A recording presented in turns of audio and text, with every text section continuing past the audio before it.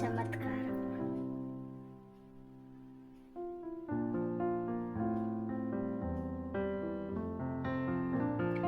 ಗೋವಿಂದಯ್ಯ ಸುತ್ತಲಿನ 10 ಹಳ್ಳಿಗಳಿಗೆ ಏಕೈಕ ಅಕ್ಕಿ ವ್ಯಾಪಾರಿಯಾಗಿದ್ದ. ಅವನು ಪೇಟೆಯ ಮಾರುಕಟ್ಟೆಯಿಂದ ಅಕ್ಕಿ ತಂದು ತನ್ನ ಕುದುರೆ ಬಂಡಿಯಲ್ಲಿ ಹಾಕಿಕೊಂಡು ಪ್ರತಿದಿನವೂ ಒಂದೊಂದು ಹಳ್ಳಿಗಳಿಗೆ ತೆರಳಿ ಒಂದಷ್ಟು ಲಾಭದ ಹಣಕ್ಕೆ ಅಕ್ಕಿಯನ್ನು ಮಾರಿ ಬರುತ್ತಿದ್ದ.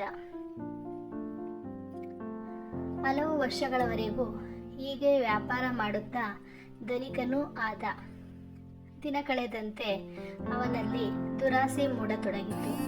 ತಾನು ಇತರರಂತೆ ಬೇಗನೆ ಕೋಟ್ಯಾಧೀಶ್ವರ ಆಗಬೇಕೆಂಬುದು ಅವನ ದುರಾಸೆ. ಹೀಗೆ ನ್ಯಾಯವಾಗಿ ವ್ಯಾಪಾರ ಮಾಡುತ್ತಾ ಕುಳಿತರೆ ಈ ಜನ್ಮದಲ್ಲಿ ತನ್ನ ಗುರಿ ಈಡೇರಿಸಿಕೊಳ್ಳುವುದು ಅಸಾಧ್ಯವೆಂದರಿತ ಗೋವಿಂದಯ್ಯ ಕಲಬೆರಕೆ ಅಕ್ಕಿ ಮಾರಾಟ ಮಾಡಲು ಪ್ರಾರಂಭಿಸಿದನು.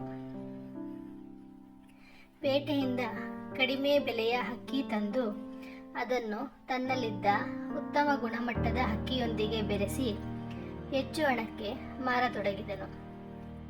ಇದರಿಂದಾಗಿ ಅವನು ಸಾಕಷ್ಟು ಲಾಭವನ್ನು ಗಳಿಸತೊಡಗಿದ.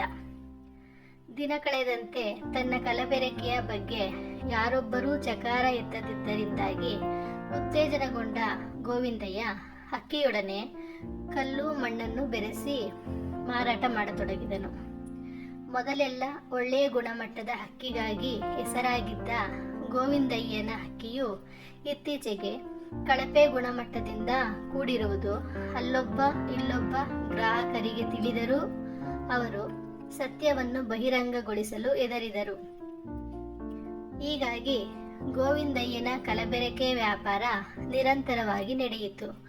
ಒಮ್ಮೆ ಅವನು ವ್ಯಾಪಾರ ಮಾಡುತ್ತಿದ್ದ ಗ್ರಾಮವೊಂದರ ಹನುಮ ದೇವಸ್ಥಾನದಲ್ಲಿ ವಾರ್ಷಿಕೋತ್ಸವ ಕಾರ್ಯಕ್ರಮವಿದ್ದುದರಿಂದ ಗ್ರಾಮಸ್ಥರು ಗೋವಿಂದಯ್ಯನನ್ನು ಕೇಳಿ ಅವನಿಂದ ಸುಮಾರು 10 ಚೀಲಗಳಷ್ಟು ಅಕ್ಕಿಯನ್ನು ದೇವರ ಪ್ರಸಾದ ಸೇವೆಗೆಂದು ಪಡೆದುಕೊಂಡರು. ವಾರ್ಷಿಕೋತ್ಸವದ ದಿನದಂದು ಅದೇ ಅಕ್ಕಿಯಿಂದ ಪುಳಿಯೋಗರೆ ಸಿದ್ಧಪಡಿಸಿ ವಾರ್ಷಿಕೋತ್ಸವಕ್ಕೆ ಬಂದಿದ್ದ ಭಕ್ತರಿಗೆಲ್ಲ ಪ್ರಸಾದ ಹಂಚಲಾಯಿತು. ಕಲಬೆರಕೆ ಅಕ್ಕಿಯಾದ್ದರಿಂದ ಪ್ರಸಾದದಲ್ಲಿ ಭಕ್ತರಿಗೆ ಕಲ್ಲು ಹರಳುಗಳು ದೊರೆತು ಬಂದವರೆಲ್ಲ ದೇವಸ್ಥಾನದ ಕಮಿಟಿಯವರನ್ನು ಬೈದುಕೊಳ್ಳಲಾರಂಭಿಸಿದರು.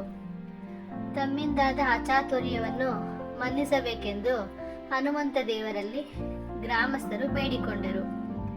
ಭಕ್ತರ ಬೇಡಿಕೆಯನ್ನು ಮನ್ನಿಸಿದ ಹನುಮದೇವರು ಗೋವಿಂದಯ್ಯನಿಗೆ ತಕ್ಕ ಬುದ್ಧಿ ಕಲಿಸಬೇಕೆಂದು ನಿರ್ಧರಿಸಿ ಮಂಗನ ರೂಪವನ್ನು ತಾಳಿ ಒಮ್ಮೆ ಗೋವಿಂದಯ್ಯ ವ್ಯಾಪಾರ ಮುಗಿಸಿ ತನ್ನ ಹಣದ ಗಂಟಿನೊಂದಿಗೆ ಮನೆಗೆ ಹೋಗುವ ದಾರಿಯಲ್ಲಿ ಕಾಯುತ್ತಾ ಕುಳಿತಿತು. ಮಂಗವೂ ಇದ್ದ ಮರದ ಬಳಿ ಬರುತ್ತಲೇ ಅವನಿಗೆ ಆಯಾಸವಾದಂತಾಗಿ ಸ್ವಲ್ಪ ದಣಿವಾರಿಸಿಕೊಂಡು ಹೋಗಲೆಂದು ನಿರ್ಧರಿಸಿ ಮರದಡಿ ನಿದ್ರಿಸಿದನು. ಅವನು ನಿದ್ರೆಗೆ ಜಾರುತ್ತಲೇ ಮಂಗವು ಅವನ ಹಣದ ಗಂಟನ್ನು ಹೊತ್ತೊಯ್ದಿತು. ಗೋವಿಂದಯ್ಯ ಎಚ್ಚರವಾದಾಗ ಹಣದ ಗಂಟು ಇಲ್ಲದ್ದನ್ನು ಕಂಡು ಗಾಬರಿಯಾಗಿ ಸುತ್ತಲೂ ಹುಡುಕಾಡಿದ. ಮರದ ಮೇಲಿದ್ದ ಮಂಗನ ಕೈಯಲ್ಲಿದ್ದ ಗಂಟನ್ನು ನೋಡಿ ಅದನ್ನು ಹಿಂಪಡೆಯಲು ಸಾಕಷ್ಟು ಹರಸಾಹಸ ಪಟ್ಟನು. ಮಂಗವು ಗಂಟಿನೊಂದಿಗೆ ನೇರವಾಗಿ ಹನುಮ ದೇವಸ್ಥಾನದ ಆವರಣದಲ್ಲಿರುವ ಆಳವಾದ ಬಾವಿಯ ಕಟ್ಟೆಯ ಮೇಲೆ ಕುಳಿತಿತು. ಮಂಗವು ಹಣದ ಗಂಟನ್ನು ಬಿಚ್ಚಿ ಒಂದೊಂದೇ ನಾಣ್ಯವನ್ನು ಹಿಡಿದು ಇದು ನಿನ್ನ ಅಕ್ಕಿಯ ಪಾಲು ಎಂದು ಗೋವಿಂದಯ್ಯನ ಕಡೆಗೂ ಮತ್ತೊಂದು ನಾಣ್ಯವನ್ನು ತೆಗೆದು ಇದು ನೀನು ಬೆರಕೆ ಮಾಡಿದ ಕಲ್ಲಿನ ಪಾಲು ಎಂದು ಬಾವಿಯೊಳಕ್ಕೂ ಹಾಕತೊಡಗಿತು. ಗಂಟಿನಲ್ಲಿದ್ದ ಹಣವೆಲ್ಲ ಖಾಲಿಯಾಗುವವರೆಗೂ ಹೀಗೆ ಮಾಡಿತು. ಗಂಟಿನಲ್ಲಿದ್ದ ಅರ್ಧ ಪಾಲಿನ ಹಣವಷ್ಟೇ ಗೋವಿಂದಯ್ಯನ ಪಾಲಿಗೆ ದೊರೆಯಿತು. ಈ ಘಟನೆಯಿಂದ ಗೋವಿಂದಯ್ಯನಿಗೆ ಜ್ಞಾನೋದಯವಾಗಿ ತನ್ನ ತಪ್ಪಿನ ಅರಿವಾಯಿತು. ನಂತರ ಹನುಮ ದೇವರಲ್ಲಿ ಕ್ಷಮಾಪಣೆ ಬೇಡಿ ನ್ಯಾಯಯುತವಾಗಿ ವ್ಯಾಪಾರ ಮಾಡಿ ಎಲ್ಲರ ಮೆಚ್ಚುಗೆಗೆ ಪಾತ್ರನಾದನು.